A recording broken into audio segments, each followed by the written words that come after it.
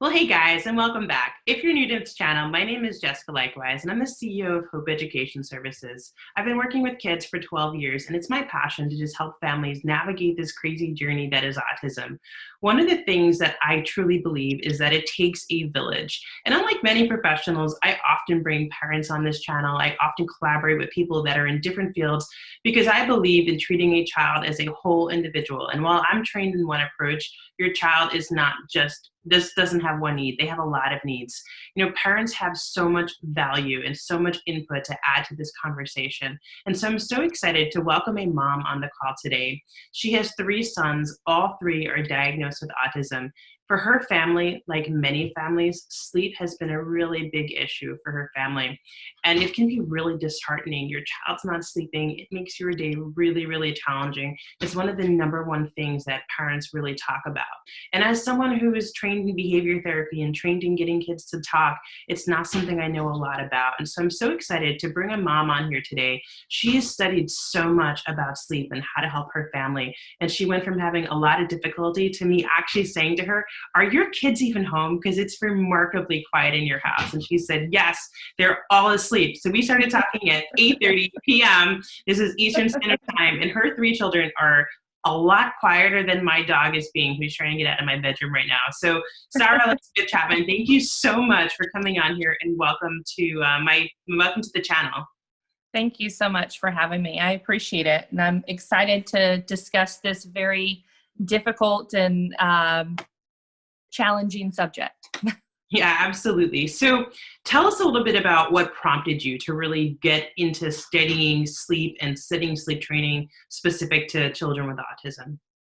Our journey for sleep really started with our eldest. Like you said, we have 3 on the autism spectrum. Our eldest is 9. His name is Stevie. He has mild autism. He has always been a good sleeper, or he was, up until about 3 years old. And we could not get him to stay asleep all night long. He would not go to bed at a decent time. He would just be bouncing off the walls, throughout the evening. And so we really were trying to focus on finding a way to be able to help him go to sleep in a very calming and safe environment, wanting him to want to go to sleep, if that makes any sense. Our journey for that really started there. And then we had 2 additional children who are also on the autism spectrum. So with each of them came their own challenges with sleep. But I've been studying it and, speaking with doctors and with, other family members and friends that have children on the spectrum that have had very similar issues with sleep, that have tried many different routes, and, things haven't worked, things have worked. And I feel like I took all of that and just kind of compiled it and just worked on every little thing. And just over the last 7 years, it's really thankfully come to a place where we feel like we've succeeded, and getting our children to go to sleep and have a routine. Yeah, sleep is typically really challenging for children with autism, and not everybody, but it seems to me that it's more common for children with autism to have issues with sleep than typical children.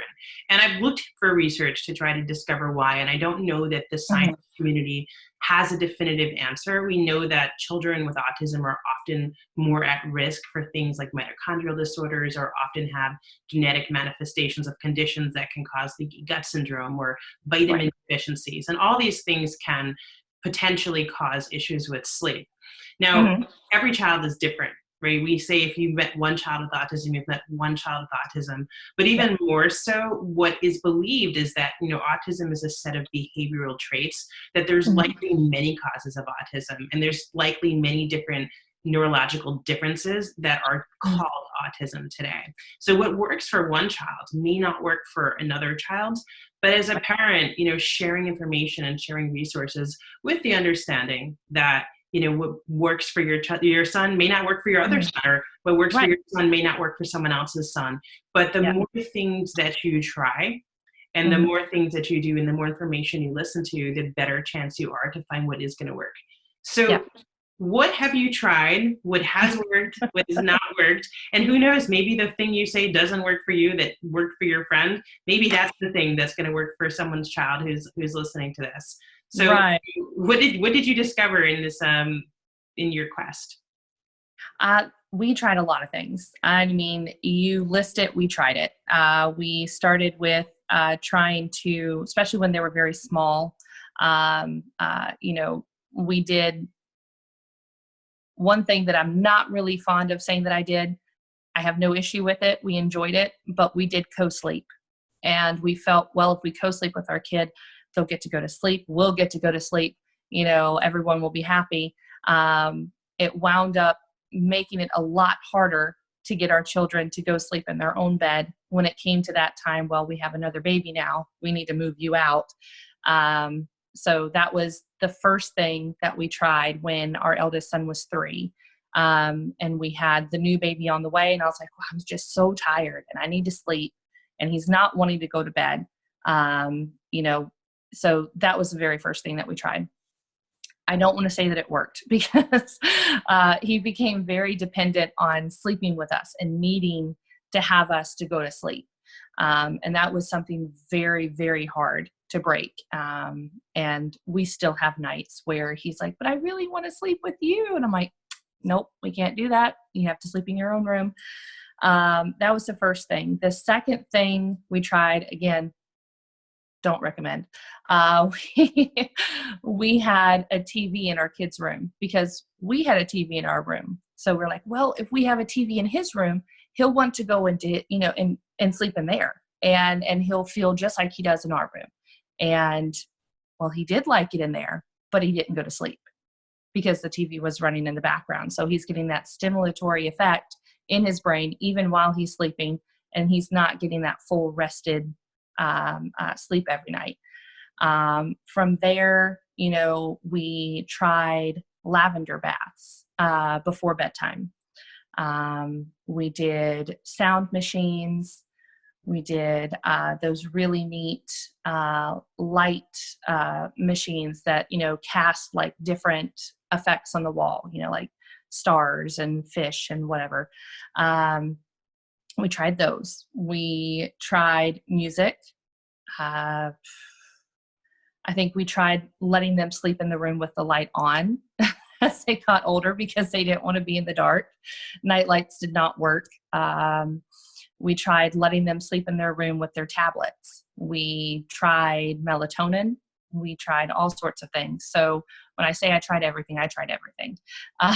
That you could possibly look up and research and ask a friend or a family member. They'll tell you, I've tried it. So the very worst thing that we did was letting our kids sleep in a room with a TV, because it became a really huge factor where they did not want to sleep. Or if they did fall asleep, they fell asleep for maybe a couple of hours. They'd wake up in the middle of the night and then be up for the rest of the night because they had a TV in their room. So that was definitely one thing that I would not recommend if that's possible. So. Yeah. So, I mean, this sounds like most parents, right? You just try anything and you just throw everything at the wall to see what sticks. Yes. And it's hard. I mean, as a parent, you want to help your child. You're willing to do anything for them. And it's easy to listen. And sometimes parents judge themselves and they feel like, man, I really messed up. I really feel like a failure. And it's refreshing to hear you vulnerably sharing, hey, we tried this and it was a bad idea. It gives parents permission to be okay with the fact that they tried things that didn't work, because everyone tries things that didn't work. So now your children are asleep. And they've been really quiet, and we've been talking now for I think close to half hour, and they've made no noise. No noise. So how did you finally get it to work? The best advice I ever got, believe it or not, was from my mother. She raised 6 children, and she was a stay-at-home mother. She was a busy, busy bee with all 6 of us. My dad was in the military, so he was gone all the time. So it was all up to her on getting her kids to go to sleep and to have a routine on everything, not just sleep, but everything. And everyone always says, well, you listen to your mom. She's going to give you the best advice. But I feel like a lot of us say, oh, Mom, that's so old school. I don't want to do that. I just, everyone else is saying, do this. I'm going to try this first. And I did that for years. And, she kept saying, Sarah, the best thing that you can do is to establish a routine with your kids and to establish it at a very early age. And so from there, we started with a routine. We scheduled everything, starting, just for an example, our youngest son, who's on the severe end of the spectrum, when he was a baby, he would go to sleep at 5:30 every night. He would wake up at 6 o'clock the next morning. He established his own routine from when he was very, very small. But like most autistic children, they start to have sleep issues sometimes. And with Sawyer, it really started when he was about 18 months old. He didn't nap anymore. He would not sleep all throughout the night. He would be waking up all the time. And it was almost like that wasn't my child, because for 18 long months, he slept on a very strict routine that he made himself. And he just woke up one day and he was not doing that anymore.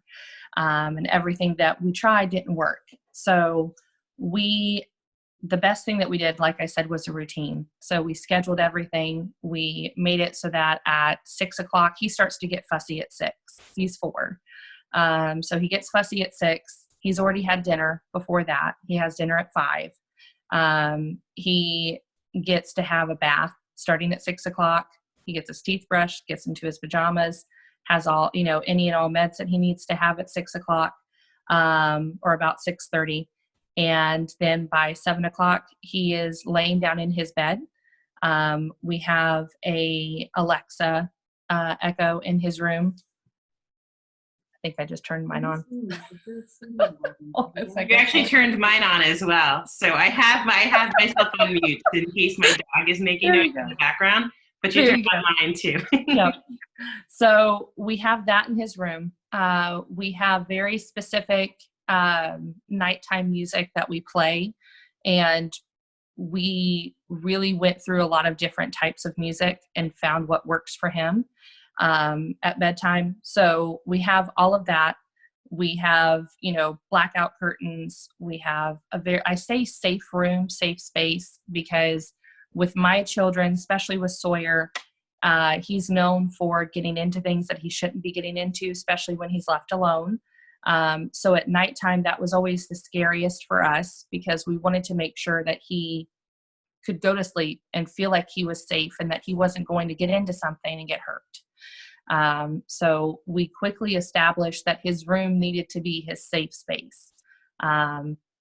So he does not have a lot of furniture in his room. We removed any and all things that are on the walls. Big heavy objects, none of that kind of stuff is in his room.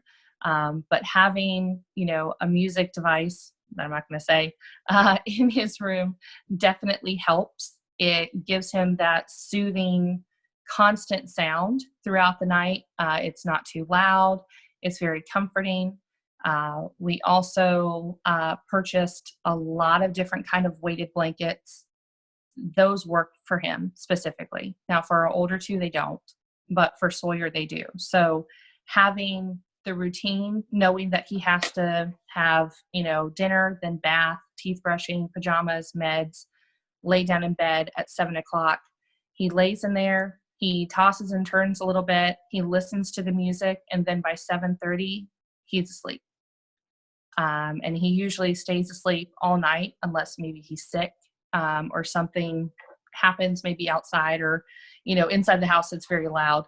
He usually will stay asleep all night until about 6:30 the next morning. So the routine was the best thing that we ever did for him. Yeah, I love that you said that. And I hadn't asked you, and you can attest to the fact that we hadn't talked about what your solution was prior to doing this. But my number one advice to parents is always to come up with a routine. And what I found is that what works for one child, again, we talked about this, and I repeat this over and over in almost every video. What works for one child won't work for another. And if a child is tactilely seeking, they're going to love a weighted blanket. If they're tactilely aversive, it's going to throw their sleep off. If a child Mhm. is auditory seeking, they're going to love music. If they're auditory aversive, it's going to throw them off. Yep. So you have to go through as a parent. It really is trial and error, and don't feel like you're Mhm. doing something wrong if it's trial and error. You have to figure out what works well for your child. But the number Mhm. one thing I find for all parents, like you said, that are Mhm. successful is they have a routine. And a Yep. routine can be really hard, realistically. I mean, especially as the seasons change, and it's like one night at 4:30 it's dark, and then the next day at, like, or not in the next day, but 6 months later at 7:30 it's light out. It can be really hard to establish a Mhm. routine for your family, but the Yep. children who are the most successful have a routine. I usually tell parents to even create a visual schedule. So I have like a pen and paper, and it could be Mhm. something simple where you have like these pictures and you want to include like everything on it, whether it's like, okay, we're going Mhm. to eat dinner, and then we're going to put on our pajamas, then we're going to brush our teeth, or Yep. then we're going to take a bath. I mean, obviously bath comes before Yeah. pajamas, but you have your child follow this routine and they know Mhm. what's going to happen next, and Yep. they have those associations. That's just phenomenal advice. I really love the fact that you shared that. Um, You have a blog, right, and a Facebook page we for do. your son. So how We could do. if people wanted to follow your journey and they wanted to just join your community? Because I know as a parent, being an autism mom, community is so important. So how could people head over and be part of your community? We are over on Facebook. That's where our journey started. Having a blog a year ago. We're coming up to our year anniversary. So it's just Sawyer's Voice. He is the child that started it all. We kind of went backwards. Our youngest was diagnosed first, and then our older two. That is the reason why we named it that, because he's just the reason of why we are where we are currently. He's just an amazing, amazing little boy that surprises us every day with how much he's grown. So, That's awesome. I love that. And thank you so much. If you want to check out those pages, you can just check out the links below. They're going to be in the show notes. Thank you so much for coming on here and for sharing. I mean, it's so generous of you. And I know that families were blessed as a result of this. well, thank you so much for having me. I appreciate it. It's my pleasure. So if you've been following my channel, or if you're new to my channel, I just put out a brand new website, so you can check it out, hopeeducationservices.com. It's totally revamped. I have 6 ebooks on there. They're all free right now.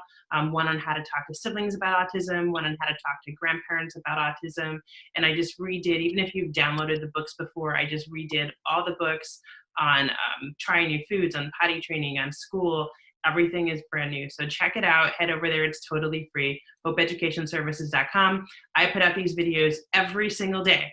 7 days a week, I put out a video to help your family. So subscribe to this channel so you don't miss any of them. And I look forward to seeing you guys tomorrow.